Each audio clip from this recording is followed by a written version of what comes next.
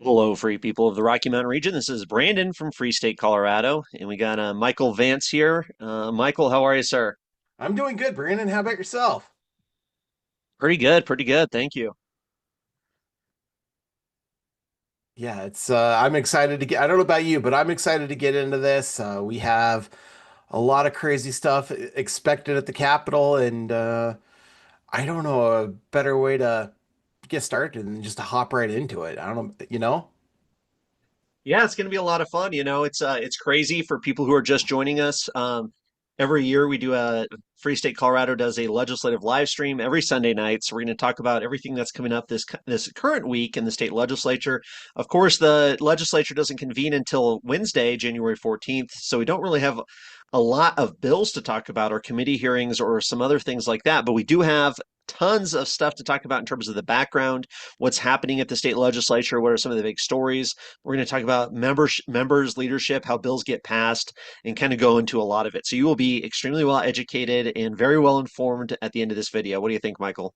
Absolutely. I couldn't agree more. I'm really excited for what we're doing here. I think I think what you're doing with Free State Colorado is a really valuable service to Colorado itself. The state would be in a worse position without it. So uh, I love all the information that's you're able to put out there. And yeah, let's get into Awesome, it. awesome. Okay, perfect. Yeah. Yeah, it's going to be a lot of fun. And most weeks we'll have special guests, whether those are legislators, we'll have a variety of people joining us, community leaders talking about some legislation, important things happening at the state capitol. This week, it's just going to be Michael and I to kind of really explore what's been going on this last year since May of 2025, when the legislature had sine die, where they are done for the year. So we'll go into that, what that looks like, and everything there. So I'm going to go ahead and start sharing the screen here, and I'm going to play a little bit here with the layout. Let's see what we can get it to look like this here, see how it goes. Let's see here. How does that look to you, Michael? Can you see the screen there? Yeah, I can see you, and I can see the screen as well. So I think it Okay, looks great. perfect. Yeah, we're trying something a little bit different here, so give me just a second. I want to see how we can change this layout slightly, because on the YouTube it doesn't come out exactly the same as we would think. So maybe we'll just do that there. All right, perfect. Perfect, folks. It's going to be a lot of fun. I see some familiar faces and names in the chat. Please get involved in the chat. It's a lot of fun. I got a monitor here to my right. That's why I keep looking over that way. But great to hear somebody from Pueblo County here and some other people as well. So, really good stuff. Really a lot of fun. And as you people know, the legislative session starting here shortly, and will be very interesting to see what it looks like this year.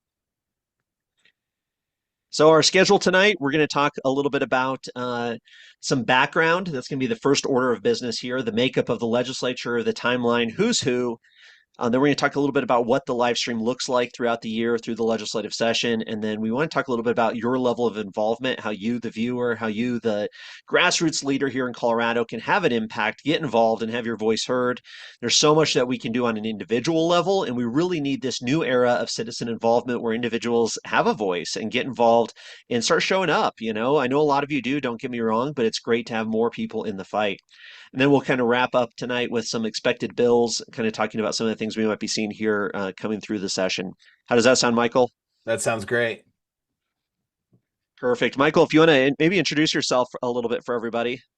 My name is Michael Vance. I am currently Legislative Director for the Libertarian Party of Colorado. At the end of the day, I'm somebody who doesn't really care about partisanship at all. My biggest thing is making sure that we can fight the state, particularly the single party control that we've had for the last 10 years specifically. We are on the verge of another supermajority for the Democrats in both the House and the Senate. So we've seen the ramifications of what their control has done, and we need to fight back. And as far as I'm concerned, I don't care what happens as long as we can fight back against the Democrats. And I'm happy to join up with whoever it is just to fight back on the Democrats because if we don't, it's only going to get worse and worse and worse. So, uh, I'm really excited that you're joining us today. And let's get ready to get in this battle for the next upcoming legislative session and see how we and let's figure out a way to roll that momentum into 2026 for the general election. Definitely, such an important point. We got to turn this into some electoral victories if we want to see Colorado move towards more freedom, 100%. So we're going to start with the background here for everybody. So we really want this to be for the introductory level for people out there who maybe are totally new, who've never really gotten involved or don't understand our state government or just are unfamiliar with it. But we'll provide some details too if you are a little bit more experienced. Don't get me wrong, some inside baseball, some gossip, all the fun stuff for people who have been paying attention for years. We'll definitely talk about that. Maybe some stuff we shouldn't be talking about. So it'll be a blast, but also very basic, surface level also for people out there who are brand new. So we want this to be a good resource for people who are maybe just starting to get involved and want to have a voice and want to understand what's happening here in our state government because it is so important. Anything to add to that, Michael? I think you summed it up perfectly. Awesome. Perfect. So let's jump in here. We got the background. So the biggest thing is the calendar, right? The calendar runs basically the legislature. A lot of it is set in the Colorado State Constitution. Article 5, Section 7 sets the start of the legislative session and the duration of it. So every year, thankfully, it's only for 120 days, but every year the legislature will convene at 10 a.m. no later than the second Wednesday of January each year.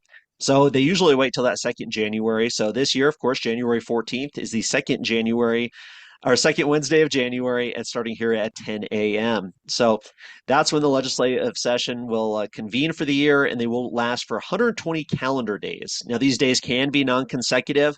So if there's a blizzard or a snowstorm or whatever, something happens, it doesn't necessarily have to be 5 days in a row throughout the week. Sometimes they'll come in on a Saturday, a Sunday towards the end of session. So 120 days total. That's all they get, thankfully. Thankfully, we do not have more than that. So currently, right now, if they worked Monday through Friday, it'd be till May 13th. That would be the end of the legislative session there. Anything to add to that, Michael? No, I think that's about.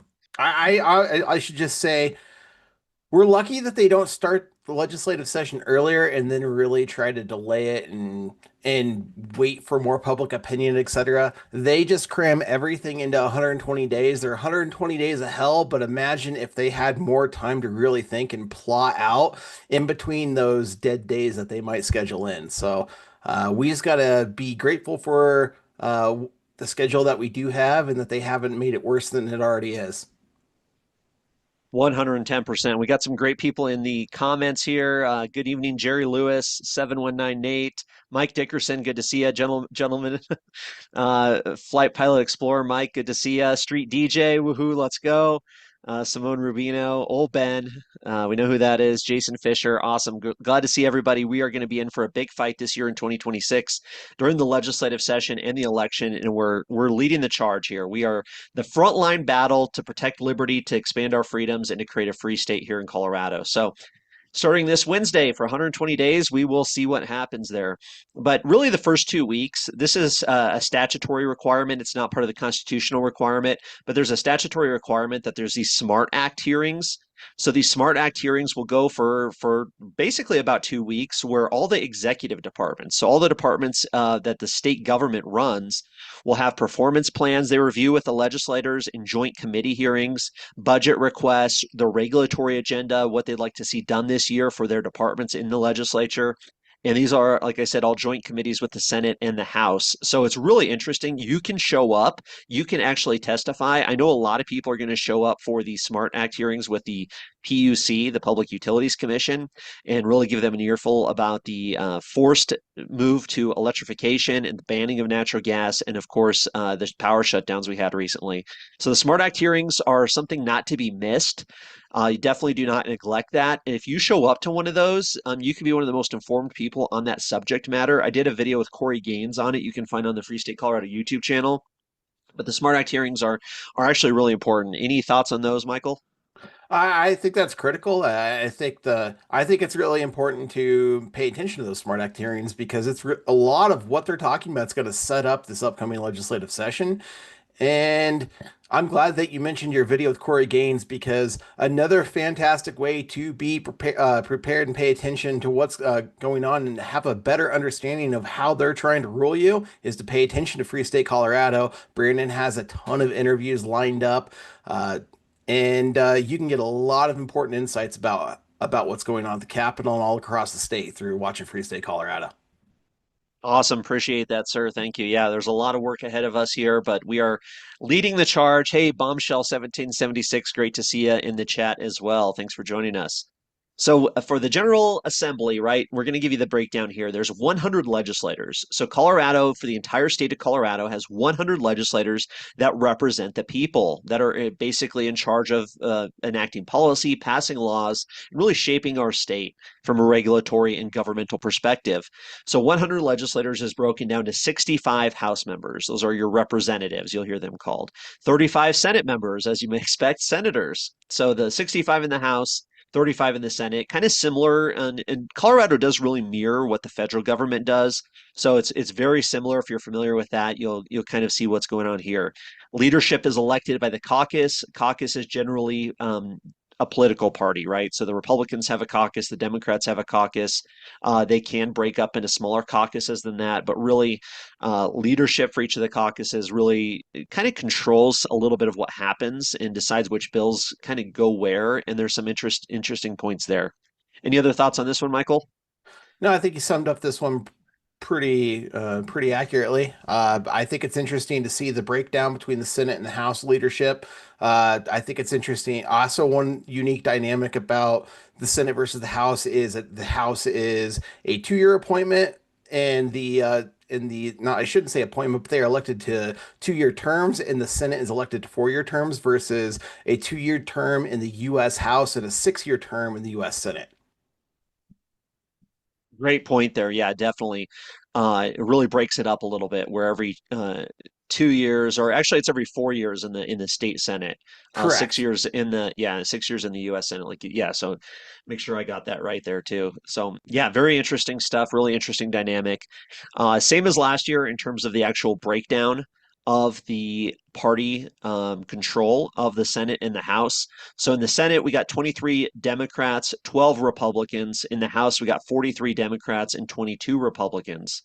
So it kind of breaks it down a little bit differently there. And you know what? I forgot to hit record here. I'm going to go ahead and hit record as well. All right, so we can hopefully make some clips and everything here. But yes, so in the Senate and in the House, unfortunately, Democrats in Colorado have a majority and a pretty strong majority at that. Thankfully, it is not a super majority. They don't have a two-thirds majority, but they definitely have enough to really decide what bills get passed, what bills fail every year. So it's one of the biggest challenges we have here in Colorado from a liberty perspective, in which we have single party rule. And the Democrats don't really like a lot of our freedoms. That's the reality of it. They want to abolish our Taxpayers' Bill of Rights, Tabor. They want to take away all our guns. And that's no exaggeration, folks. They want to increase the size and scope of government in our daily lives. On the Republican side, they're definitely more pro liberty. I mean, I can't think of any argument against that. Generally speaking, of course, there's some differences there between the libertarian and the Republican perspective on things, most notably about the role of government in terms of maybe social media control, regulating certain types of substances, things along those lines. But overall, it's you cannot argue that Republicans are not the more pro-liberty side. What do you think, Michael? I think their record speaks for itself when it comes to our liberties. The uh, the Republicans are far and away not perfect when it comes to our civil liberties, but the erosion of our parental rights, our First Amendment rights, I can keep on going down the list as you have.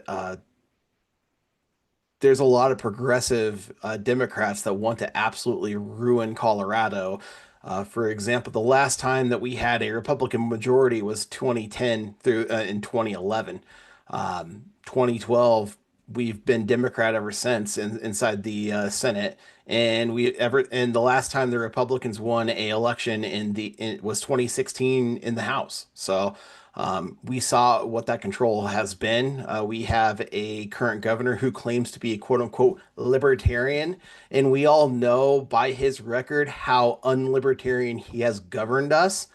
And we've, and I know you, me, and a lot of other people who have really taken uh, Jared Polis to task for his claims of being a libertarian. And it seems like he's trying to run away from that label now, but he really loved to live under the libertarian label, whether he was on Bill Maher.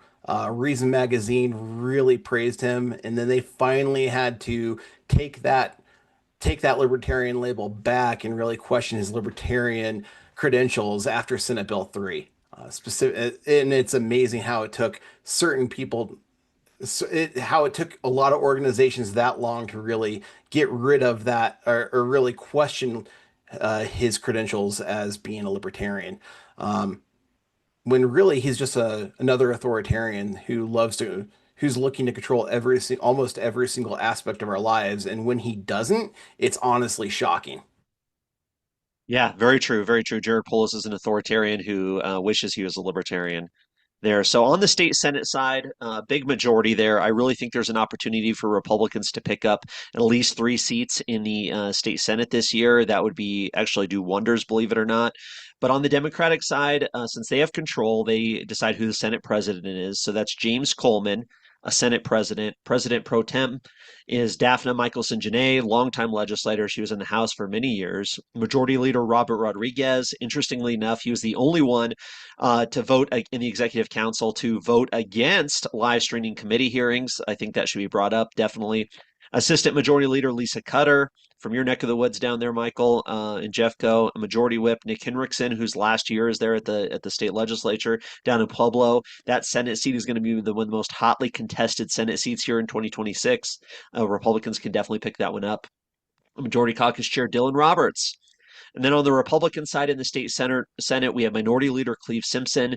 Last year it was Paul Lundeen, but he has since resigned. So we have Cleve Simpson as the Minority Leader, Assistant Minority Leader Lisa Frizzell, Minority Whip Janice Rich, and Minority Caucus Chair Byron Pelton, who's definitely somebody who loves to come on the live streams. I'm sure we'll see him at some point this year. Any thoughts on any of these people, Michael? I think it's an interesting mix. Uh, it's especially on the Democratic side, there's a pretty big split in terms of you've got more of the progressives as well as some of the more moderate individuals. I mean, I know Dylan Roberts is not the most moderate person, but compared to some of the other individuals in the Senate, um, or on this list even, he's definitely more moderate than most in that chamber. And then I think it's interesting that a lot of the Republicans are pretty moderate. That's one of the things you'll notice about the Senate is the Republicans are, with the exception of Baisley. Baisley's a bit of the exception. I love Baisley, but a lot of the Republicans are pretty moderate. And you'll see that they all are fairly similarly aligned, excuse me. But like you said, I mean, I do like Byron Pelton. I mean, I think he's a good person. I definitely think that his heart's in the right place. But yeah, there's definitely a lot of Republicans that are fairly moderate in the Republican Senate versus the split that you'll see in the lower chamber, which is the House. Let's jump over to the. Oh, well, before that, before we jump over to the house, here's some pictures of them. You may recognize some of these faces, but it is interesting to know who's in leadership. I think that's an important part of the conversation. You know, if you have criticism about what's happening at the legislature on the House floor, Senate floor, in committee hearings, these are some of the people you could definitely talk to. And of course, they're some of the most important people in terms of deciding what laws actually get enacted here in Colorado. So it's important to know who they are. In the state house, let's jump over there. And like you said, Michael, definitely the state house, the Republicans, there's usually a lot more pro liberty Republicans in the state house than the state Senate for whatever reason. And we have some amazing liberty leaders, freedom fighters, a lot of great people down there that we'll definitely be talking to this year in the legislative session. But in the state house, we got 43 Democrats. Oh, and it's 22 Republicans. Gosh, and what a huge difference there is there. Huge differential between the two. Um, It's really rough. It's really rough. I would really like to see Republicans pick up 5 seats in the state house this year. I think that is doable as long as people like us, like you watching, are willing to get involved and use the resources that you have, whether that's door knocking, making phone calls, showing up. But I think we can really turn this ship around. So in the House, we have Speaker of the House, Julie McCluskey, Speaker Pro Tem, Andrew Bosnecker, however you say his name, Assistant Majority Leader Jennifer Bacon, and then they have 2 co-whips on the majority side, Matthew Martinez and Elizabeth Valesco, and 2 caucus chairs in the majority, Junie Joseph and Mandy Lindsay. On the Republican side, we have newly elected minority leader. He was just elected by his caucus not too long ago after former minority leader Rose Puglisi resigned. We have Jarvis Caldwell, assistant minority leader Ty Winter, minority whip Carlos Barron, and minority caucus chair Anthony Hartsook. Yosemite Sam, I kind of think of that guy. What do you think about these guys, Michael? No, I hear you. When we talk about the different factions, specifically on the Republican side, you can tell. I mean, uh, I don't. Anthony Hartsook, very establishment. Ty Winter. Oh, the unique thing about Carlos Barone and Jarvis Caldwell is they've only served in one. They haven't even finished a full term of their they haven't finished a full elected term yet. They've only really been through one legislative special session and one standard legislative session in 2025, and they were both elected to leadership. And then you also have Ty Winter. Ty Winter's been around. He's been in the House for a few years, so I think it's really interesting how you have a lot of these different. Uh, you have more of a diverse perspective from minority leadership on the Republican side in the House versus the Senate, where everybody's been fairly well established for a few years. And I find that interesting. Then you go over to the Democratic side and you see some real nasty philosophical perspectives being represented by their leadership. Julie McCluskey might be one of the uh, more moderate individuals, yet I would not call her a moderate whatsoever, especially when you compare her to somebody like Andrew Basenecker, who's pushed some of the most extremist policies in the state of Colorado's history and was able to get them passed. Which is very concerning about him because yes, he's leadership. He's able to get things done, and yet he also has an extremist agenda behind his belt. So he's somebody to watch out for and be very concerned with his actions, whether it's Senate Bill 86, Senate Bill 3, other bills that he has passed. He has really pushed and advocated for. 1312 is another one that comes to mind just from last session alone. So I'm very concerned about what some of these individuals are going to want to try to push uh, from the state house, especially from leadership. Yeah, it's very, we got to keep them on their toes. We got to keep watching, keep a watchful eye on what's happening down there and do everything we can to have a pro-liberty influence. I mean, that's the goal. We want pro-liberty policy wins, and some are possible, you know. So here's the state house leadership. Here's some pictures of them. So if you see them down at the Capitol, you know who they are. Speaker of the House, Speaker Pro Tem, all of them. And then at the bottom there, you kind of got those 4 Republicans down there as well. So that is your state house leadership on both sides of the aisle there. All right, let's talk a little bit about the process. How do bills become laws, or they die, right? A bill becomes a law, it gets sent to the governor, signed into law, or the bill ends up dying at one of the many points in which it can die along this whole process. And it's good, you know, that's part of the good part of this process is the bill has to get a lot of votes, it has to get a lot of support, it has to be vetted. And don't get me wrong, a lot of bad bills get passed. We all know that. But at the same time, it's not necessarily the easiest process ever to get a bill passed into law, which is what we want. So this is a great graphic here, and I'll share this online as well. I don't remember who it came from, but it's good stuff. How a bill becomes a law in Colorado. So just starting up at the top in the beginning here, you can see, there's the bill in the middle, and then it's either introduced in the House or the Senate, depends on how the bill's going, what the bill is, who's sponsoring it, all of that. For example, say a bill goes into the Senate, introduced by a senator assigned to a committee for review. Then it goes to that committee of reference, at least one committee hearing. where they hold a hearing, discuss the bill, amend the bill, and vote on the bill. If it makes it out of committee, it's sent to the full Senate for second reading, where they have additional debate, possible even more amendments to the bill. And then, if approved, it goes to third reading in the full Senate. Once it passes third reading, then it definitely goes to the governor after it goes to the other house, right? So it passes third reading in the full Senate, then it gets introduced into the House, goes to the House, goes to that committee hearing, same process played out there, debated, amended, and possibly and voted on. Then it goes to the House for a second reading for the full House, and then the third reading. And then it goes back to the Senate if there's any amendments, if there's anything that needs to be changed.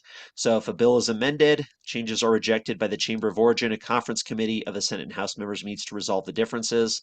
They both vote on that final bill, and then it goes to the governor. The governor can veto the bill if he'd like, or he can sign the bill into law. He doesn't necessarily need to sign it into law. It'll become law automatically within 10 days during the legislative session or within 30 days outside of the legislative session. And vetoes can be overridden with a two-thirds vote majority, which is really important. Jared Polis actually vetoed a large number of amount of bills, a large number of bills this year. So it'll be very interesting to see what happens this year. We know the Democrats are going to pass some very extreme things that Jared Polis doesn't necessarily agree with. So it'll be very interesting to see how that plays out. What else did I miss on this whole process here, Michael? What else do people need to know? I think you pretty much nailed everything. I think it's really interesting. One thing I think that's important to bring up is it's really interesting to keep on watching a bill, even if it does get passed. You have a terrible bill that gets passed. If it does become a, if Jared Polis ends up not liking a bill, like you as you said, he vetoed many bills last year. It can turn into you potentially could have a second life for killing a terrible bill. One bill that comes to mind for is Senate Bill 86. That bill, we hated it. We were not able to kill the bill. It passed both chambers, and Jared Polis hated the bill, and he vetoed it. Well, thing got vetoed. Senate was mad about that. Senate Bill 86 got approved just like that. I think there was only one no vote, and that was Senator Baisley, who we had on last session to talk about his veto override vote. And the bill went on, and that was on a Friday. And then the next Monday, the bill, we had the weekend to really talk about it, get people fired up, tell people that they had a shot to actually kill the bill in the House. By the time the weekend rolled around, there was no shot. There were too many people that stood up. You people sent in emails, made calls, let their legislators know, let their representatives know that they hated this bill. This bill was going to be a terrible bill for their liberty. It was essentially going to be what I was calling the Colorado KGB bill, where you're going to act social media bans, etc., into law, which is absolutely wild and asinine. And we were able to get that thing killed. So, very, very happy but so if a bill does get passed, pay attention, because if the bill does not get signed and it does, and Jared Polis decides to not just let it pass let it roll through without a signature and actually veto it, you have an opportunity to still kill this thing because as you can see down in the bottom left-hand corner, a veto may be overridden with two-thirds vote of both chambers, not just one chamber, both. So you always have a shot to protect your liberty. Definitely, yeah. We can never give up. There's always that chance that even a bad bill, the governor could veto it, especially with enough public pressure. That's quite possible. We know Jared Polis doesn't like regulating the tech industry, generally speaking. So there's a good opportunity there for individuals to put some pressure on there and don't give up. What's great about this process here is the bill's so it gets introduced, right? Goes to either the House or the Senate, has to pass out of a committee. So it could die in that committee. That's why committee hearings are so important, why we talk so much about committee hearings. We want good bills to get out of committee, bad bills to die there. And then it makes it to the House floor in this example and has to pass two readings there. So you're talking at least three votes. Then it's got to go to the other chamber where it goes to at least one committee there. So there's a whole process. There's a lot of different situations in which the bill can be killed and also to really to slow down the progress there. So lots of opportunities to amend the bills as well. So, all right, let's jump ahead here on this one to committees, generally speaking. So every bill is assigned to a committee where testimony is taken, debate happens, amendments are offered, and the bill either passes or dies.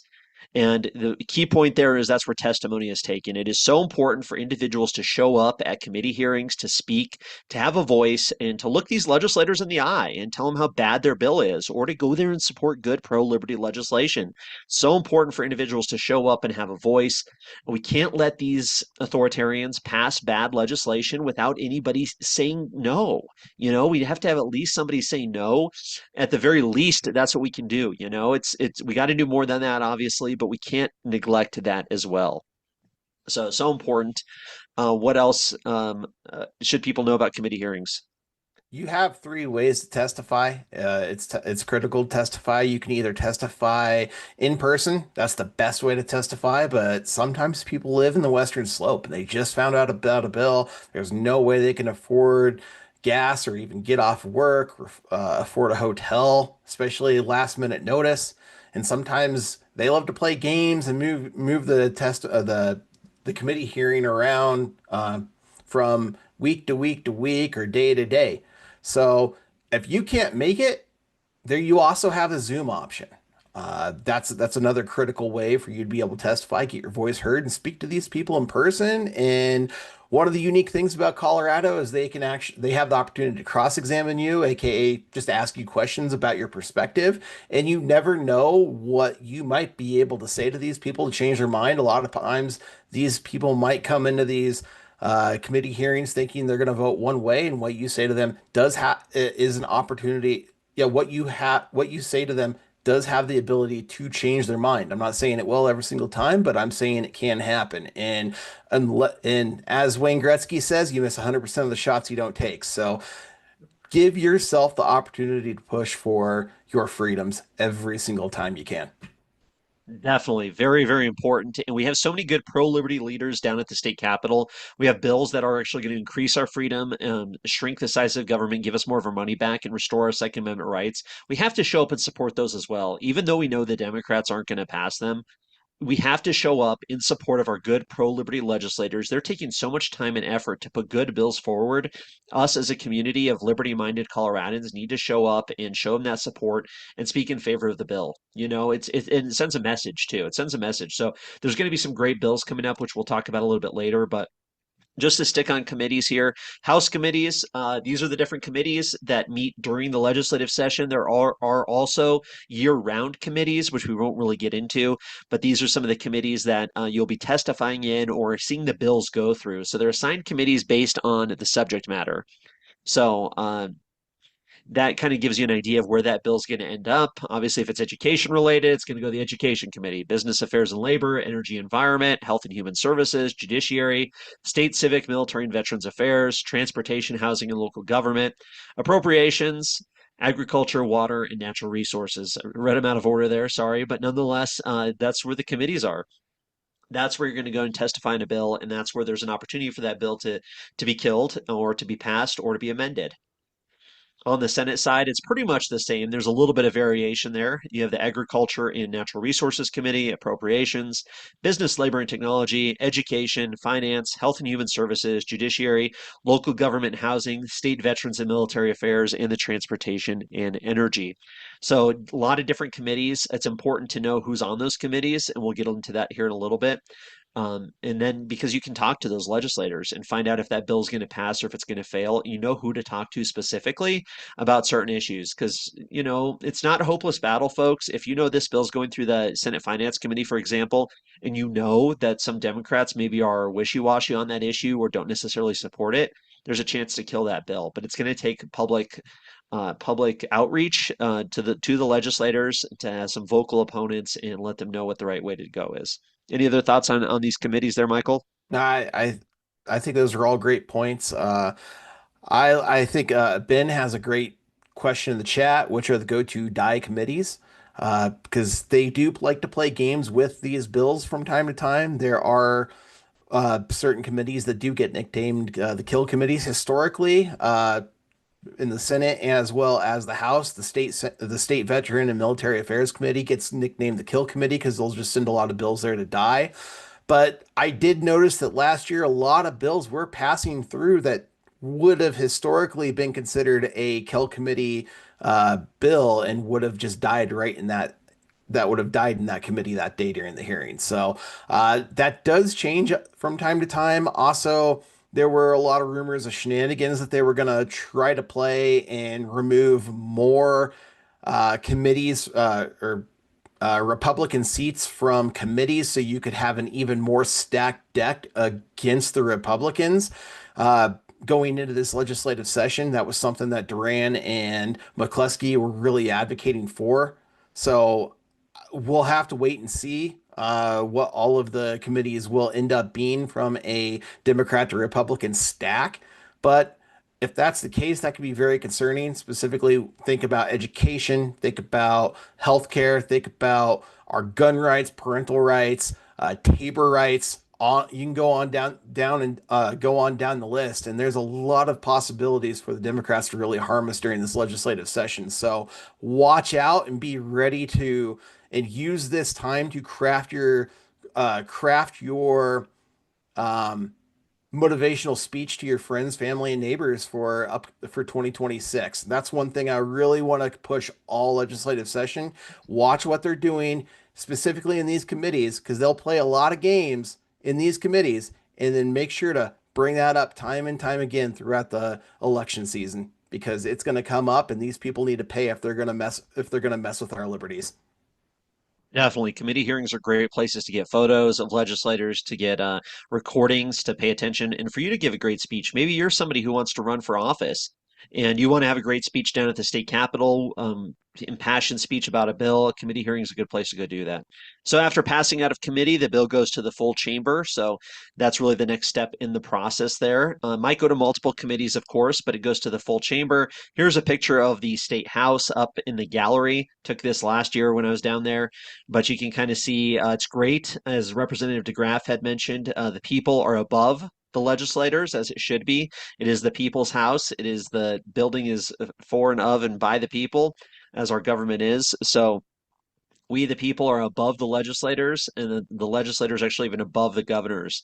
So the governor's office is on the first floor. The legislative floor is on the second floor of the building, and then where the gallery is where the people is on the third floor. So we are above the legislators, and that's how it's supposed to be. So definitely encourage people to show up at the house, just experience it at the gallery, look down, see what they're doing, see what's happening. It's really easy to do.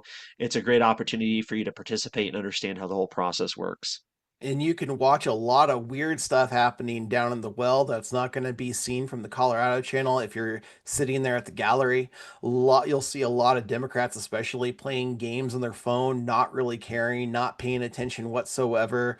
I know a lot of other videos and pictures have gone viral, which were quite hilarious. I've seen specifically Chad Clifford do some really weird and odd stuff. So, yeah, I would just say make sure you tend to yeah, go down to the Capitol. If you go down to a committee hearing, also go a little earlier.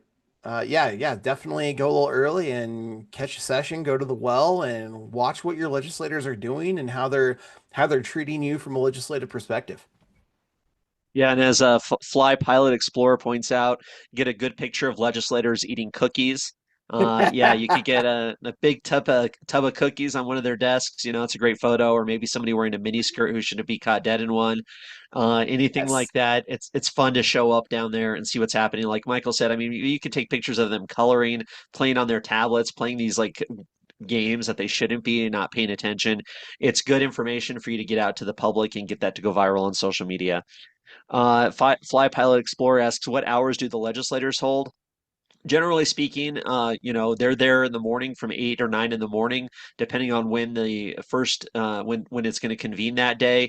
Generally speaking, around 9 o'clock. So they're usually there before then, and then they'll be there until the end of their last committee hearing, which could be 2 or 3, could be 4 or 5. As we get later in the session, it could be very late at night. So it's a little bit different every day. So you really got to plan ahead and look at the calendar, and we'll be talking about that every week about how that calendar looks. So here's the Senate. Of course, the Senate's a lot smaller with only 35 senators as opposed to the 65 in the House.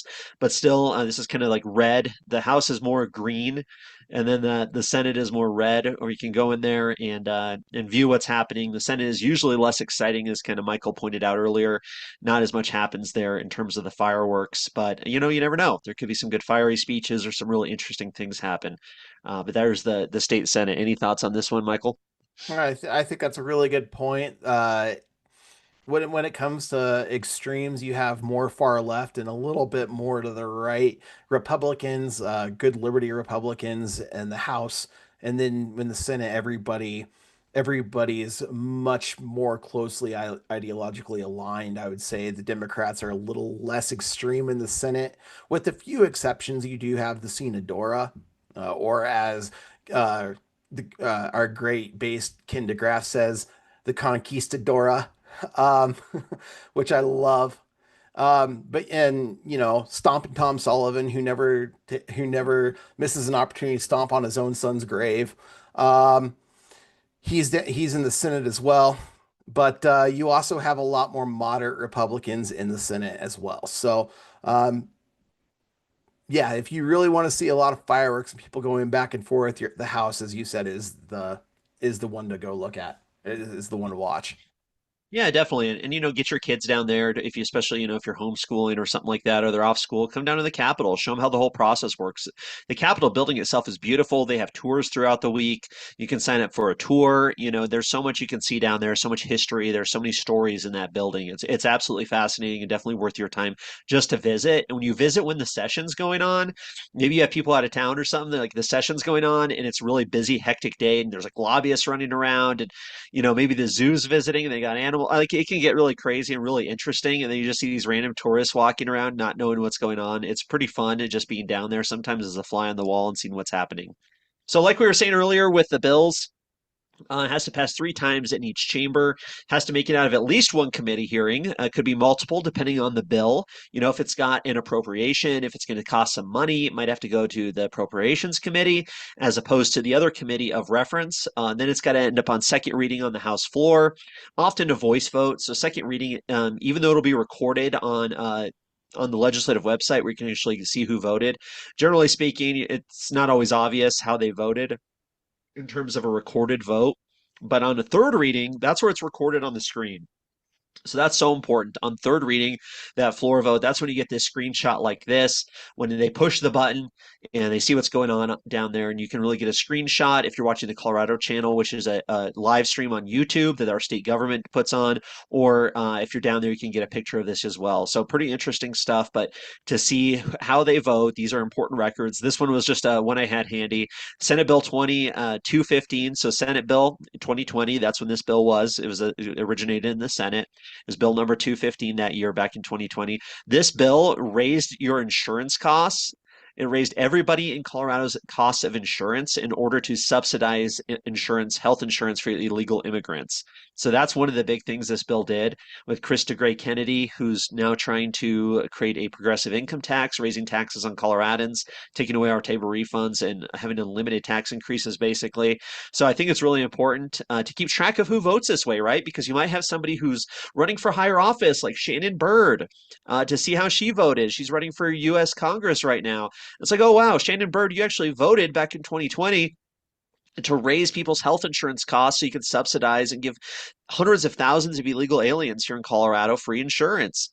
That's an important vote. This is part of the reason why we pay such close attention so that when some of these legislators decide to run for higher office, their record can be brought up. It's so key. It's a long game we're playing here in Colorado, folks. We're going to create a free state, but it's got to be work over years, over a lot amount of time. And I really appreciate it. Gordon there says, smash that like button like it owes you lunch money. Please, yeah, like, share, comment. It all helps with the algorithm, of course. We're doing this every week, folks. Every week throughout the legislative session. We'll be really focused on the bills, but right now we're just giving you that background for people who are just joining. We're giving you that background on what's happening this year at the state legislature. Any other thoughts on third reading and recorded votes there, Michael? I couldn't. I think that's a very, very important thing to bring up. There's another bill that I'm thinking of from a few years ago that's screenshots been going around Twitter or Twitter, now called X, Facebook, etc., for a bill called House Bill 23 or HB 23-1135, penalty for indecent exposure in view of minors. There were 35. Excuse me, the I should back up real quick. The prime sponsors were Daphne Michelson Janae when she was still and then Shannon Bird, who's now running for CD8 Congress to potentially replace Gabe Evans. 37, and those are both Democrats. 37 individuals voted aye, but there were 27 who voted no, and they were very concerned about making sure that they protected certain people who exposed themselves to minors. And it was extremely concerning. We nicknamed these people the pedo 27 because they wanted to protect certain forms of pedophilia because it might impact certain groups of protected classes that they wanted to put above other individuals, particularly children. So very, very concerning stuff. This is a black mark vote for these people for the rest of their lives. The fact that did not want to protect children in this manner because they wanted to promote some sort of woke ideology. So make sure that you're constantly paying attention to what's going on at the Capitol because if you don't know what's going on, you're not gonna know when they're gonna harm your children next, or your other individual liberties. Yeah, great points, and really, take some screenshots, get a lot of recordings, make sure we're tracking all this stuff for years to come. So the bill passes out of committee, goes to the floor, the committee of the whole, the entire House, the entire Senate, and then repeats that whole process on the other side, as we discussed, very similar to what happens at the federal level. And then ultimately, if the bill passes both chambers, the House and the Senate, it goes to the governor. And like we said, the governor has three options. The governor can sign the bill into law, can veto it. The legislature would need a two-third vote in both chambers to override that veto, and he can also let that bill become law without signing it. So that's 10 days during the session. If he just lets it sit on his desk, automatically becomes law. 30 days after the session has adjourned for the year. So those are the different ways the governor can have an impact here in terms of deciding how these bills become law. All right, so let's talk a little bit about some of the headlines. That's the basics, folks, of how our system works. We'll be going into more detail, but really the big thing is show up at committee hearings, get involved, pay attention to how they vote on the floor, and track it all, publicize it all, make a stink over all the bad stuff, and really support the good stuff that's happening down there. So let's talk about some of the headlines, of course, going into the legislative session here starting on Wednesday. Of course, one of the biggest things we're going to hear about, I'm sure there will be some sort of heartfelt tribute on the floor in the Senate. But of course, we had Faith Winter, a Broomfield Democrat, who has been responsible for some of the worst legislation Colorado's ever seen. Unfortunately, passed away, died in a crash in which she was driving with over twice the illegal limit of alcohol. 0.185% blood alcohol content, 0.08 is the legal limit. So, I mean, not good. People do not drink and drive. Please do not drink and drive. Absolutely horrible. And I don't know if you heard about this, Michael, but this is something I'm hoping to get out more in the public here in coming days. Maybe some of you watching this is the first time you've heard this because the media won't talk about it, but it is true. And I've talked to people who've seen the coroner's report, and it's not just alcohol she had in her system. So that's going to be very interesting to talk about going into the legislative session. This cannot be ignored, I think. You know, we hate strong majority of the corporate press. They are pretty terrible. That's why, for example, Free State Colorado is so important. People can actually get the news, get the information out there to people. That's not from a Kyle Clark, Chris Vanderveen, Joe Jahola, uh, 9 News perspective. Uh, and it's really concerning that they won't give the constituents of Colorado the truth. I think that not only should the full talk, not only should we know that she was legally drunk, over twice the legal limit, but we should know everything else that was impairing her ability to drive. because she was putting other people at risk. She caused a crash. She could have killed other people, and that's a serious concern. There is family history behind her family with when it comes to DUIs. She also has her own history of driving intoxicated to specifically to a town hall in North Glen, and her legacy honestly is a very concerning legacy. HB 25/1312, legal protections for transgender individuals. It was a end run on our First Amendment rights. It was a end run on a lot of our other individual liberties, as well. And she was one of the main prime sponsors for this bill. If you look at her history, she does not have a very good history of protecting our liberty in Colorado. She will claim she did, but she did not actually protect our liberty. She compelled speech every single chance she could. She did what she could to grow government at the expense of Coloradan safety, our as well as our civil rights. Definitely, yeah. One of the worst legislators Colorado's seen. Of course, horrible circumstances in which she passed, but hopefully people will just not do this. Don't do that. Don't drive drunk. One of the other biggest issues here in Colorado going into the session is these vacancy appointments. So since last year, we've had some changes in our state capital. Of course, Faith Winter passing away led to a vacancy committee. It's crazy. There's going to be 28 members, 28 out of the 100 legislators serving in Colorado this year who were appointed at some point in their career. So they've been reelected since then, but nonetheless, they got that incumbency. They got appointed the first time. 28 28 out of 100. Absolutely insane. Bad decision or bad stuff there, folks. So we have William Lindstedt, who is a state rep, is now been appointed to the Senate. So of course, there's a new vacancy committee to replace him. That's going to happen, I believe, here very soon, if it hasn't already, but very, very soon. Then we had Ava Flanell, a gun rights champion, the big YouTuber.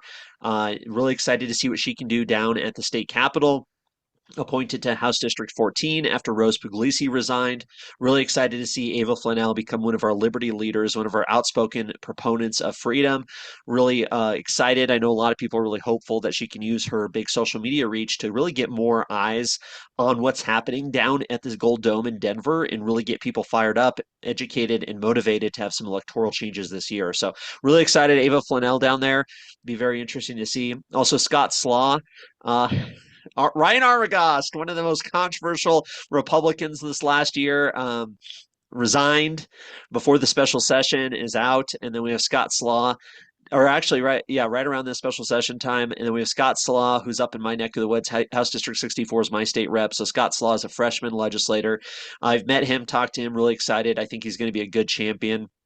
He's definitely going to need the support of the Liberty community to make sure he stays on the straight and narrow there in terms of not capitulating to the enemy, because I think some of the like Michael, you alluded to earlier, some of the moderate leadership people might tell him to vote one way or another, but I think he's as pro liberty as it gets, and I just hope he sticks to that. And then, of course, Shannon Byrd, as we mentioned, is running for Congress. She's going to be campaigning full time. So she resigned from her House District 29 position, which we are going to see an appointment there as well. She just resigned on the 5th. So that vacancy committee will be happening anytime very soon. I want to say it was the coming up here pretty quick. Yeah, go ahead, Michael. Actually, this afternoon they announced that Lori Goldstein was selected to represent House District 29. Oh, So wow. this Okay. just happened. Wow, so that'll be interesting. We'll have to do a deep dive on Lori Goldstein and see what she's going to be like, but we'll see her down at the State House as well. So a lot of vacancy appointments, a lot of new faces, at least, one, two, three, four, five, because we got William Lindstedt, also his replacement. So at least five new faces since last year. So that'll be really interesting to see that changes and what other changes are there. But yeah, 28 people, folks, 28 members who were appointed at some point. Absolutely crazy. What, any other thoughts on this, Michael? Uh, I thought it was interesting you brought up Scott Slaw. I got to meet him last night and talk to him for a while. I'm really excited about him. I think from talking to him, he's sick and tired of helping other people out when he knows that he knows that his own home and his home state is crumbling. So he's got the passion, he's got the fire. he's ready to really help Colorado become a better state. So I'm looking forward to what he's going to do for us down at the Capitol. And here's a little bit of gossip too. I mean, folks, I want to, anything we hear, we want to share on these live streams to give you some gossip and some juicy stuff because we want to make it fun. And, you got to be rewarded for tuning in here. But, so from what I heard, so Fly Pilot Explorer in the chat says Ryan Armagost took that famous picture of Yara Zoke, who's that, progressive, hardcore socialist, communist, whatever you want to call her, but she had no business wearing that little mini skirt. They took a picture of her, and everybody in Colorado was making fun of her, basically. But then, from what I heard, this is the gossip part: is that State Representative Matt Soper basically is the one who leaked that to the press, shared that private signal chat. This is just rumor. This is just what I heard, but Matt Soper shared that private signal chat, got it out there to people, and then really exposed Ryan Armagost. Ryan Armagost was going to be censored during the special session, and that's part of the reason he resigned, from what I understand. So, yeah, there you go. So Matt Soper needs to get out of there, get out. He's terrible. He's term limited. This is his last year there. Can't wait till he's done. One Bombshell other 1770. Yeah, go ahead. one other thing I want to bring up about Matt Soper. Uh, you only are allowed to prime sponsor 5 bills a year, and he was on 43 last session alone. So look out for him and call him out. If once you start seeing him get on more than five, call him out, because we don't necessarily need to get on bills just to get on bills when these bills are going to be harming Colorado. And more often than not, a lot of these bills that get passed are put Colorado in a worse position than we were before the session started. Yeah, great point there. Matt Soper works with Democrats probably more than he works with the Republicans. But let's move on here. One of the other big issues we're going to see this year is the AI, artificial intelligence law reform. Colorado was the first in the nation to pass this law that is now, the president has an executive order and this and that. And there's really some concerns, with AI being this emerging technology. We have these companies that are national companies, right? They operate in multiple states. But if each individual state in the United States has its own policy related to AI, that creates a patchwork situation in which a company says, well, in Colorado, we only have these certain regulations. So my product can't, my AI company can't necessarily operate there, or we can't sell our product there, or we can't have the AI there. And the Colorado law was just terrible. The Colorado law they passed was absolutely ridiculous. One of the worst parts of it was like, if you think they used AI to discriminate against you for a job or some other type of thing, then you could they'd have to address it, and the company would have to like respond to that and this and that. And it's like, well, people are using AI for, job postings and this and that now. It was such a complicated mess. It could totally destroy a company if they even decided to use AI. This regulation would. So they tried to deal with it in the special session. They ended up just kicking the can down the road to June of 2026, as this little Colorado Sun headline shows. And so this AI law is definitely going to be fought hard over this year. And if you remember last year, Michael, we had Brianna, or was that the special set? Last year, at the very last, second to last day of the legislative session, we had Brianna Titone up there at the well, trying to basically filibuster and causing a stink because Titone was not part of the conversation and was really upset about it. And literally, we had Majority Leader Durant cut Titone off like within 5 minutes of it becoming midnight, because it would have destroyed their calendar and it would have like cost them a day in the legislature, which would have been good for Liberty, don't get me wrong, but like cut Titone off mid-sentence, very upset. There's a lot of controversy over it, and part of the reason that Titone is on the outs with a lot of the Opportunity Caucus people, which we'll get into here shortly, but very interesting stuff. So we're going to see maybe some fireworks about some of the Titone stuff or some of the AI stuff coming in. Absolutely. And we talked about Senate leadership before. The original Colorado AI law was a Robert Rodriguez bill that was put in, if I remember correctly, at the end of the 2024 legislative session. Is that correct? I don't remember. I Sorry. believe it was the end of the 2024 legislative session, and he just rammed it through because he wanted to get something in, because he was quote unquote, he was basically scared of AI. He didn't understand the bill. He just wanted to get something passed so that way we can quote unquote say we're doing something. But you know what? If you promote a bad law, you're gonna end up doing a lot more harm than good because you don't understand the unintended consequences of the legislation that you're proposing. And that's looking at it from a good faith perspective. And not all these legislators are legislating from a good faith perspective either. So we need to be mindful of that as well. So um, just this is a Senate leadership disaster, and we're still dealing with this 2 legislative sessions later because nobody wants to actually do the right thing. This bill needs to be reversed completely, and they need to start from scratch. But nobody's willing to actually do the right thing. Yeah, good call there in VLL. Good to see you in the chat there.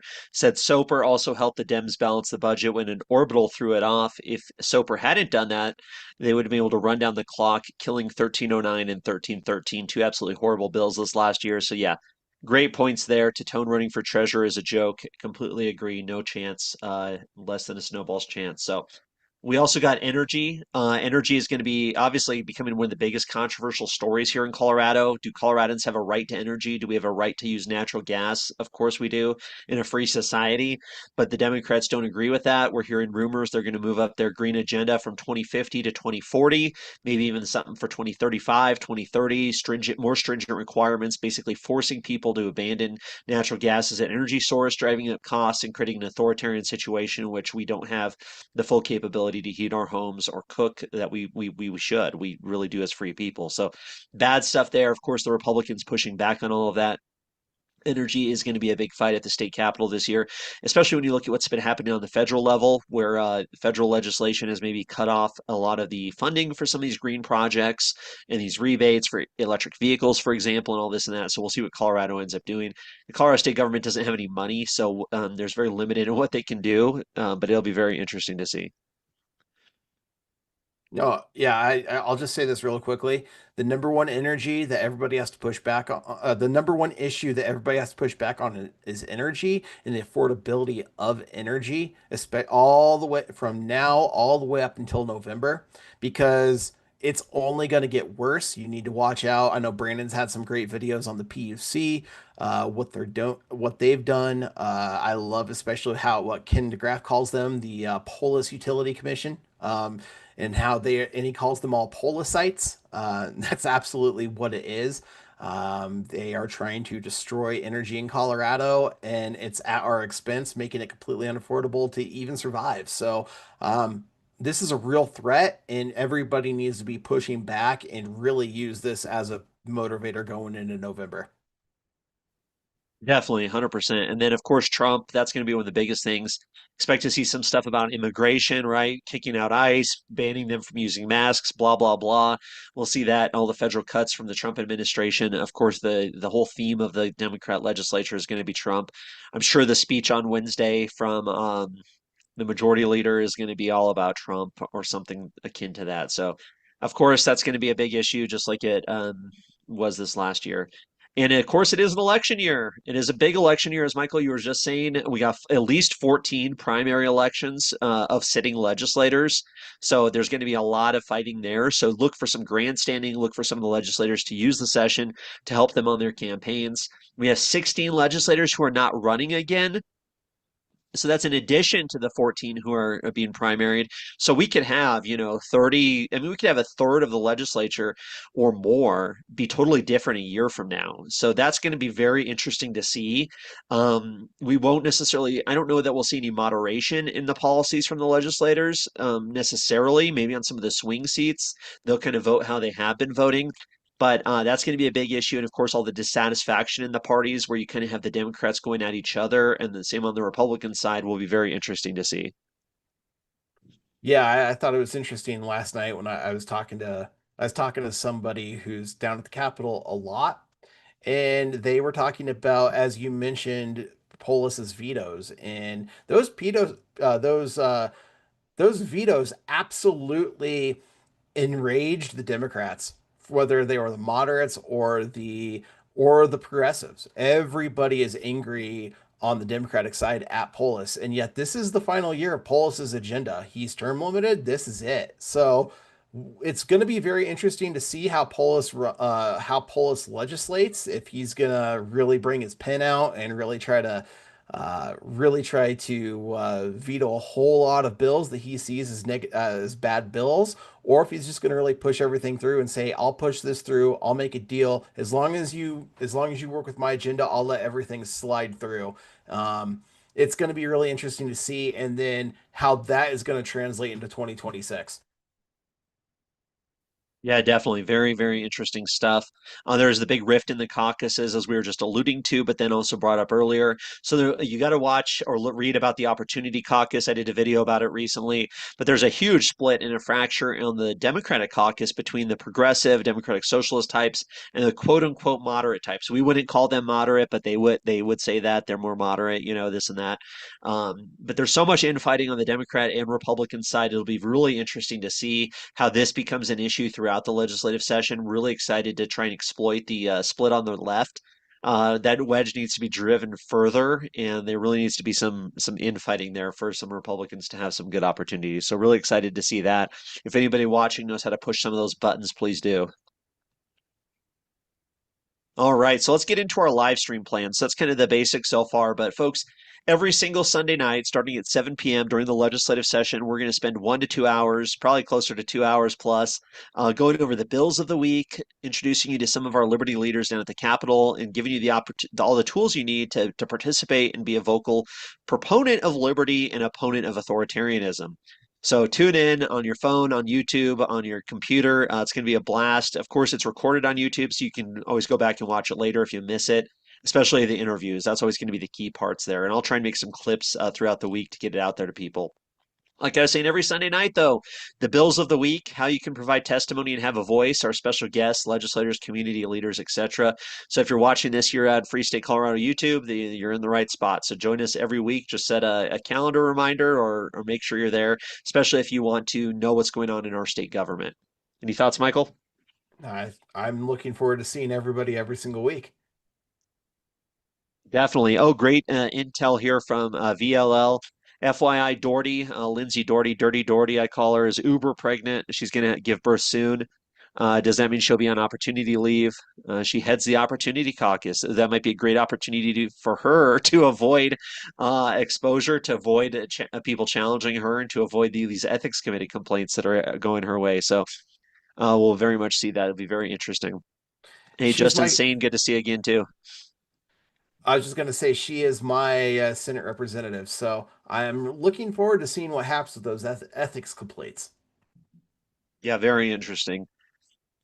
So here's some screenshots from last year's legislative live stream. I love doing the themes. I think this one was on Easter, so we did a little bit of an Easter theme, but we'll have themes throughout. Try and make it fun, make it interesting. Have different guests come on. It's pretty much what you're seeing now. So we'll start off every week talking about the urgent bills. So even if you only have a few minutes to tune in, or you only you just want to get the short version, be like, okay, here are the biggest bills that are being heard this week. Email, call, show up, testify, notify people in your community, pay attention to how these legislators are voting so we can use it against them in the election. These are the urgent bills of the week, so we'll cover those at the beginning every single week and really give you that important information in a very quick way. And then we'll have an agenda, kind of break it down for you, the bills of the week, who our guest is, the bills we've been tracking, giving you an update on those bills, letting you know where they're at in the process. Even if they're not being heard that week, we're going to keep you updated so you can keep track, especially all the anti-gun bills, anything like that. We're going to be your great resource for that. And then we'll have a wrap up and maybe some open discussion, things like that. So that'll be generally our agenda every single week.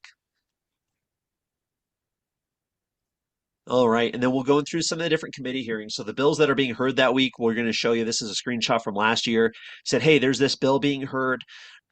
This is an important bill. We're going to tell you where it's at, when it's going to be heard, how you can participate, give you some talking points, and really explain its importance to you. I mean, we look at pretty much every single bill that's going through the legislature and really just give you the ones that we think are the most important. Not going to tell you about every single one, but the ones that we really think are important. We don't have time to go over all of them.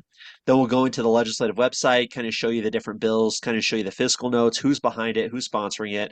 So you're going to be very well informed, maybe better informed than some of our other legislators or people in the media if you tune in every week.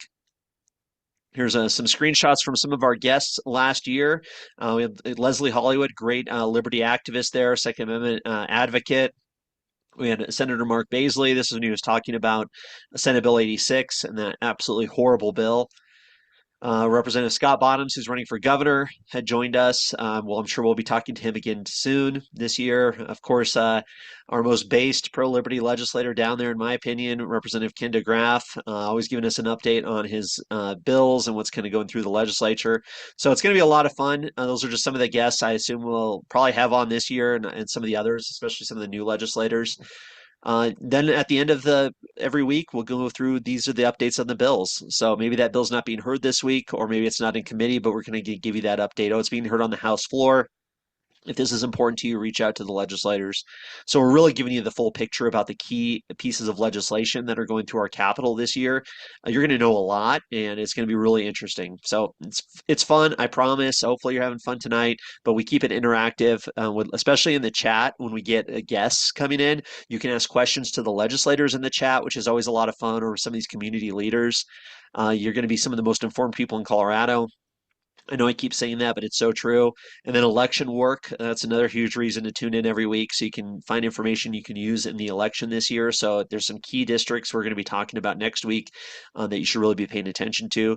And then ultimately, hey, if you're watching this, you are a leader, right? You're a leader in your community. You can provide testimony. You can visit the Capitol, get involved. You can organize people in your neighborhood to be an outspoken advocate for the things that are important to you. So you are a leader. You are the leader you've been looking for. We can't rely on anybody to come in and save us from Washington, D.C. or anywhere else. We have to do it ourselves.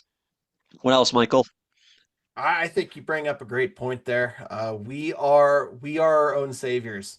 We all need to get together and we all need to be our own saviors and then help everybody realize that nobody else is coming to save them, that they need to join us and help save Colorado because nobody else is going to do it. If somebody else is going to do it, it already would have happened. So let's just start working. And the best day to start working is today. And if you're not going to start today, the next best day to start is tomorrow. So join us. We're looking forward to seeing you every single week here. And make sure that you tell your friends, tell your family, tell your neighbors, especially here in Colorado, what is going on because most likely they don't truly know. They're going to complain. We see the numbers about lack of satisfaction.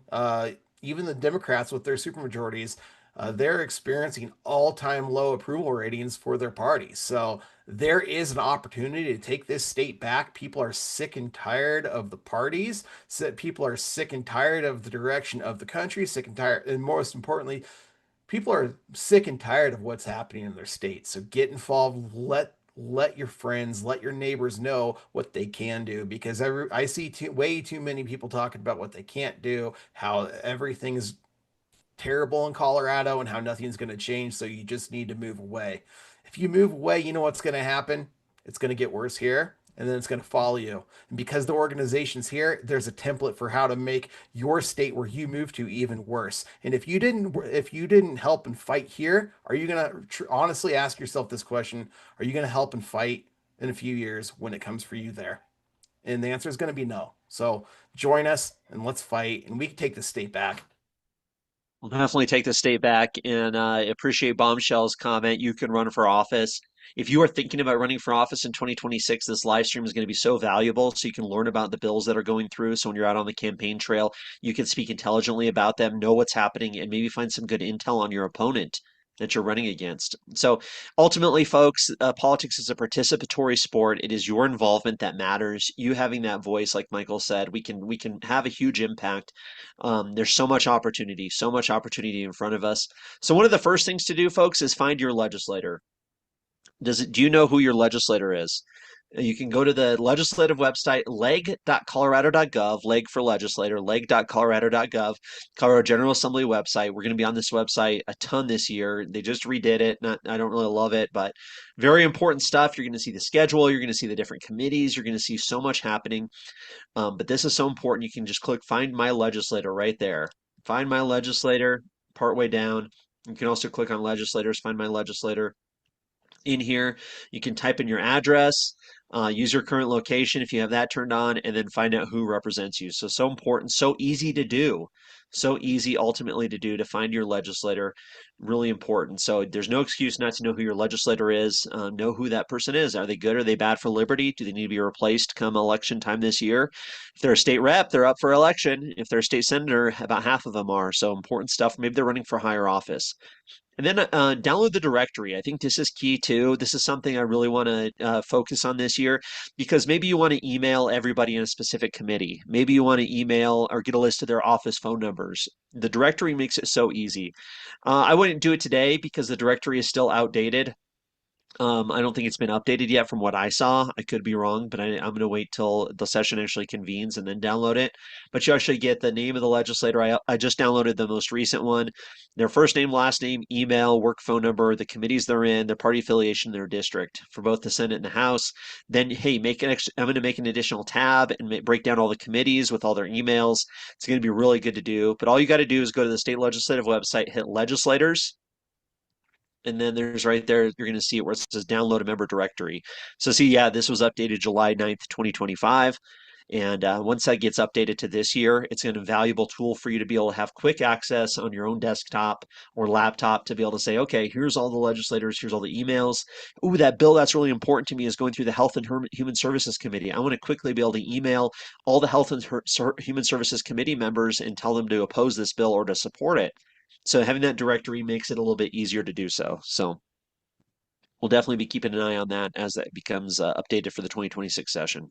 And they might not answer you every single time, but you'll be surprised how often you're going to get a legislator emailing you and you can actually have dialogue about a certain bill.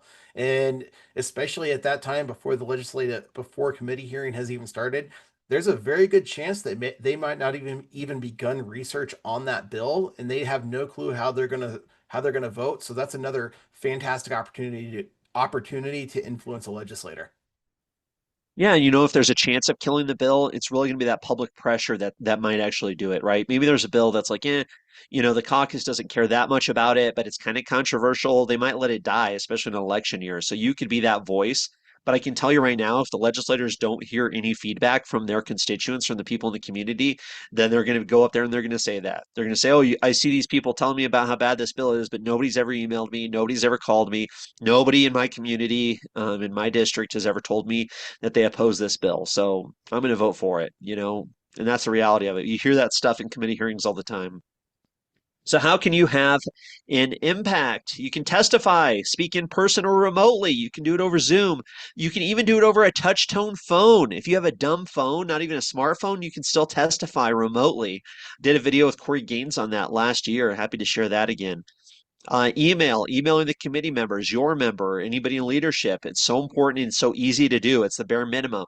I'd say show up at the Capitol, visit your legislator's office, drop off stuff down there, tell them you're going to come down there and maybe you'd like to meet with them. Important. Of course, recording things. Now, that's recording photos, recording videos, recording sound bites, but also keeping track of how these key members vote, what they say, etc.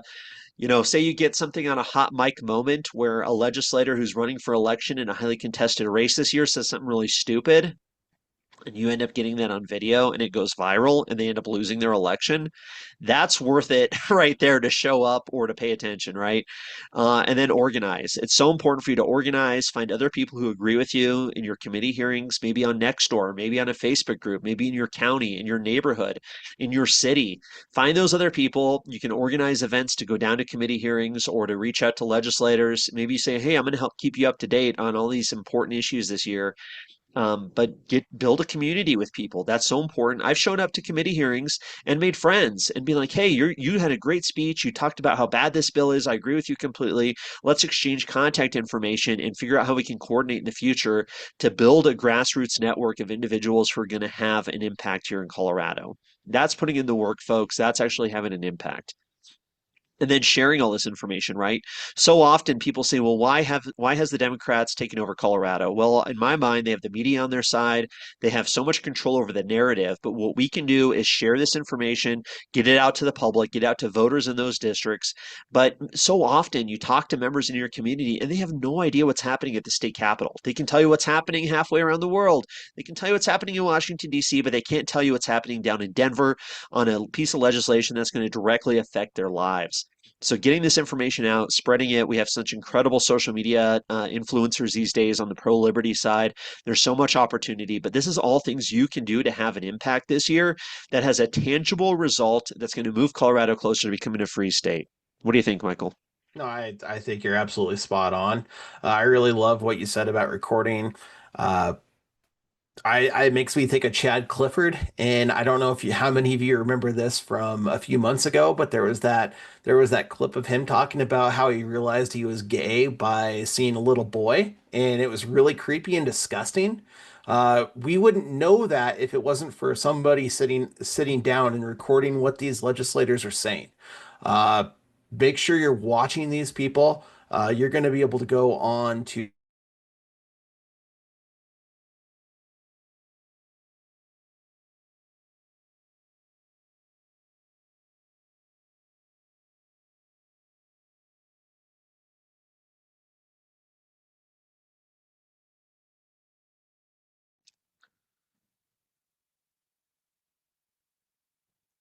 Michael, I can't hear you. I don't know if anybody else can.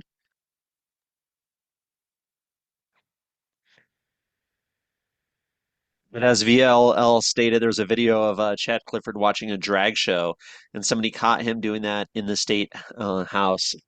Michael, are you there? yeah, can you hear me now? I can hear you now. Yeah, sorry. Okay, perfect. Yeah, I don't know what's going on. I might need to buy a new cord within the next week. So that's something I can figure out at a later date. But yeah, I mean, I don't know how much you heard what I said, but yeah, I mean, Chad Clifford, I mean, he's got a definite history of making a lot of very foolish statements, a lot of political gaffes that he said. I'd love to see somebody take all the clips of him and just basically clip them together one by one and put a video out. But yeah, I mean, these legislators, I mean, you're going to be able to see exactly and watch them this year through the legislative website. And as you said, organize and share all the information that you possibly can, and make sure everybody is aware and let them know that they can do something about how crazy Colorado is. We were a super red state. We were forever red. Now it looks forever blue. The only reason that we appears forever blue right now is because that's people's perspective. We can change Colorado around, just like one of the things Jeff Hunt said recently was um, Texas and Florida. Texas used to be a blue state. California was a red state. Florida was a blue state. And look at where all those states are today. We can change Colorado. We can get rid of all this progressive garbage from our own state if we organize and we get together. We can do this. Definitely. We can have a huge impact and we just got to show up. You can also go to freestatecolorado.com/testify. I'm going to be making a video on that. It's an article I put together on how to testify on a bill at the legislature. I haven't included my testimony when I was down there. I'm definitely going to update that. Everything on there is still valid. The website looks a little bit different now. It might be a little different website for you to sign up at, but nonetheless, everything on there is pretty much the same. So definitely check that out, how to testify at the state capitol. And then one of the big things you can do, because it is an election year, you can host in-district events. You know what I mean? You can mobilize voters in your community to get engaged with the legislature in upcoming elections. So some of the information you can get off this live stream, host an event in your community. Say, hey, listen, let's all get together and talk about these issues, talk about these bills, talk about things that are happening, and you can be that type of person. So that's something I definitely would encourage people to do. I think in-person events is going to be definitely a big plan for Free State Colorado going forward, and there's so much we can do there. So let's just briefly, just because we've been doing this for a minute now, but talk about some of the expected bills, some of the expectations that we have here in the 2026 legislative session. So I want to just briefly share some of the people I spoke with recently. You can find all these videos on freestatecolorado.com or at the Free State Colorado YouTube channel, of course. Ryan Gonzalez is introducing this great food freedom bill that did fail last year, but he's worked on it and talked to the stakeholders, has support of the governor. His tamale bill is actually going to increase our food freedom and allow food that requires temperature control to be sold in a much less regulated way than it was previously. So really excited about his tamale bill. I'm sure he'll jump on the live stream to talk to us when that comes up, but definitely hear about that one. And Michael, feel free to interrupt me at any time here. And then Yeah, thanks. talk to Representative Ken DeGraff recently as well. Definitely check out his video. He is awesome. He doesn't hold back. He shares it, tells it like it is. But he did this. He's going to have some good parental rights bills. He's going to have criminal asset forfeiture again or civil asset forfeiture. But some really great legislation coming through from Representative Ken DeGraff. Really excited to see what he's going to be pushing. So check out that video if you want to hear what some of his plans are this year. Representative Brandy Bradley, of course, always one of the leaders down there. She's leading some bills to repeal some of the gun control laws and some of the other things that are really bad pieces of policy. So, really excited for those as well. Check out her video if you want to learn more. And then talk to Mark Baisley. This is when he announced on my video when he was running for U.S. Senate instead of governor, dropping out of the governor's race. But he talked a little bit about the AI bill. I'm super excited about his bill to break up Jefferson County schools into multiple districts. That's a bill he's going to run this year, and some other great stuff. So he's got some amazing legislation I'm really excited about. Definitely check that video out. If you guys aren't paying attention to what's going on in Jefferson County, it's atrocious. This is where I live. I know some other people in the chat live here as well, and it's an absolute disaster. Seems like every other week you hear about a new shocking development in terms of sexual predation amongst either teachers, staff, janitors, etc. And then you look at how they absolutely gaslight parents when they raise these concerns to the board.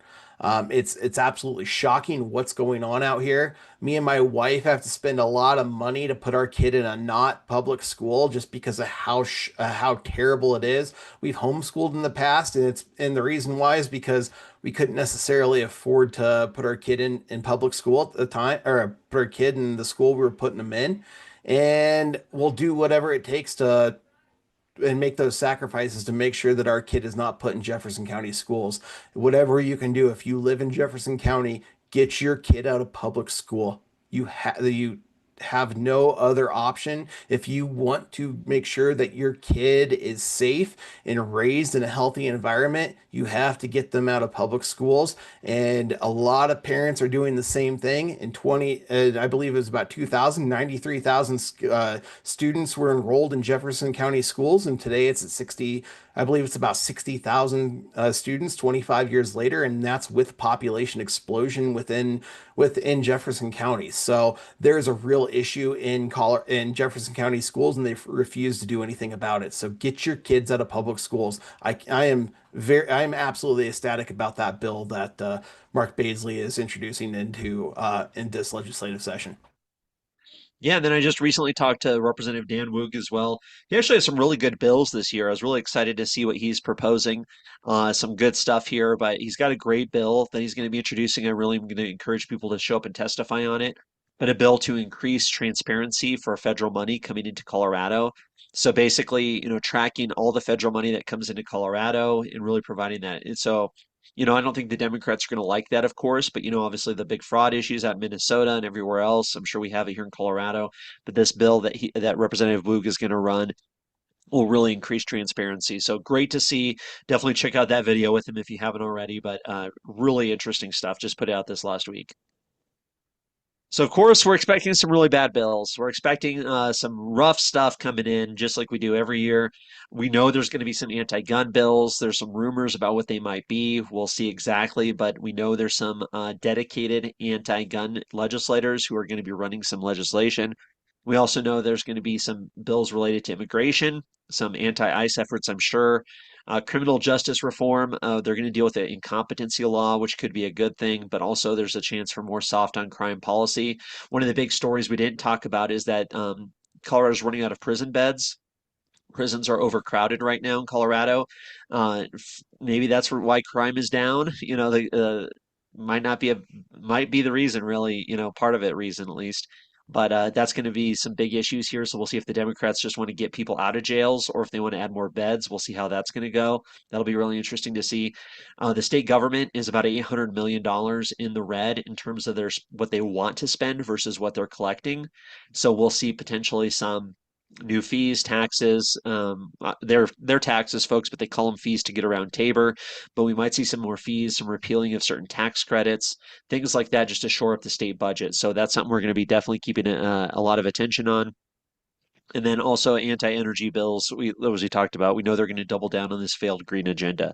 Good to see Leslie Hollywood join the chat there, saying Dan Woog should run a bill to split up St. Vrain Valley School District, make the split at the Weld County, Boulder County. That's a great idea.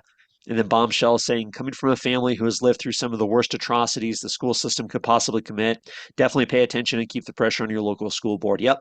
And it's so true. So much of what happens in our local communities is rooted in what happens at the state capitol. So, you can pay attention to your school district, but you got to pay attention to the state capitol as well to know how those policies might affect what's happening in your own community, in your own schools. What do you think, Michael? No, I completely agree. I'm really concerned about a lot of these bad bills. As you saw last year, 730 bills were introduced. I believe over 500 of them passed, and a solid majority of those bills were very bad bills that harmed Colorado. We could only count a small number of bills that were actually going to help Coloradans and call in the state. So very concerned about what's going to happen this upcoming legislative session. You see, for example, immigration. We talk about the between 800 and 1.2 billion dollar deficit for this fiscal year. Well, our buddy Phil Weiser, who's running for governor, decided that he wants to sue the federal government over fifty times since the Trump administration took office. My question is, how much money do all those lawsuits cost us?